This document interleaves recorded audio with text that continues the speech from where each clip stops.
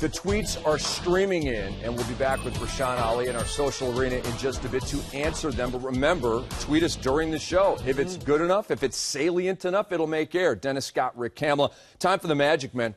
What do you say we run them out? Let's do it. Let's start with the point guards from last week. These guys help fantasy owners win fantasy playoff games. Maybe you're playing for a championship this week because of these guys right here. Two-time MVP coming in at 5, Rondo at 4. Raymond Felton is back. Back. Opportunity and have a coach that believes in him. Now he's back balling. Chris Paul was 2, and Brandon Jennings, a.k.a. Young Buck, was the Stockton star last week. A.k.a. I can get along with whatever y'all say I cannot get along with. Because the first thing they said with him and Monta, can they get along? Can they share the basketball? They're proving everybody wrong. They can coexist. And they're winning, and Brandon Jennings is putting up numbers. Huge numbers. And we had him on Game Time the other night, and just his focus, being on the same page with Scott Skiles. And a lot of times these young point guards who are very offensive-minded get a short deal that they don't play defense. He tries. And obviously he's not the greatest defensive player in the world, but Scott Skiles said, give me the effort, and I'll let you loose on the offensive end. He reminded me a little bit of Allen Iverson, even back to the Summer League when he first came out, and he's Iverson-esque with the steals. Great at playing passing lanes and taking it the other way. You saw that almost 3 steals a game last week for him. The 2s are Wesley Matthews. Jason Terry was 4th. O.J. Mayo off the bench. The juice! Just like Jason Terry, continuing to pump in those 3s and do it every night consistently from Mayo. Monta Ellis, so how about that? Jennings was the top point guard in fantasy basketball last week, and Monta Ellis was the number 2 guard, but they all are looking up right now at Randy Foye? Yes, Randy Foye. I'm going to get into him a little later in the show, talking about a little money ball, so I'll leave that at that for now. But what's most impressive is his rebounding and his defense. Very impressed lately on how Randy Foye, I don't know if it's Nick Young coming to the team, little competitiveness in practice. Randy Foye's been on fire. Yes, he has. Then we move on to probably the most productive fantasy position out there, the small forward spot. Yeah. And you see some of the usual suspects. Sean Marion, not one of the usual suspects, but welcome to the show, Sean. 5th among small forwards last week, and then we get to the top. LeBron James and Kevin Durant dueling week after week. This week, KD got him.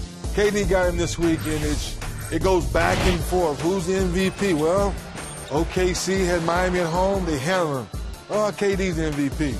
Then OKC goes on the road to Miami. LeBron goes to, 41, I think it was? I don't know if that was that game. That game or next game? That game he had 41? I think he had the 41 that game. Let's double check that one. Come back to y'all later. We'll have Justin, our researcher, get on that as we move on to the power forwards. Look at this list. Pau Gasol, Dirk Nowitzki, Chris Humphries. Yes, Chris Humphries. Double-double. Double-double. Hey, you know what I'm seeing more of this year than I had in years past? 15-foot jump shot. Yes. Good call. It's not a wetter, but it's a solid shot. It's getting there. It's getting there. And nobody guards it. Hey, I can't believe I'm saying it, but it's getting there. But nobody guards it, right? Yeah. Everybody's like, Hump, prove it. Yep. Prove it. And he is. Yeah. So he was 3 last week. Antoine Jameson. Are you kidding me with this guy? Mr. Professional. That's all you need to say. They're going nowhere, and all he does is pack the box score with love. Mr. Professional. And then LaMarcus Aldridge. Hello, L.A. Welcome to the party, young fella. We're so happy for you. Interviewing you on All-Star Weekend. Myself and Rick Kamla. Just a phenomenal young talent. Very happy the franchise understands who he is and what he brings to the table. Put the right pieces around him. Maybe Portland can get back to their winning ways. As we move on to the centers, we have DeMarcus Cousins. Because, chill out, because I know must-see BG. There's a lot going on out there, but leave it alone, because. Chris Kaman used to be the starting center for the Clippers.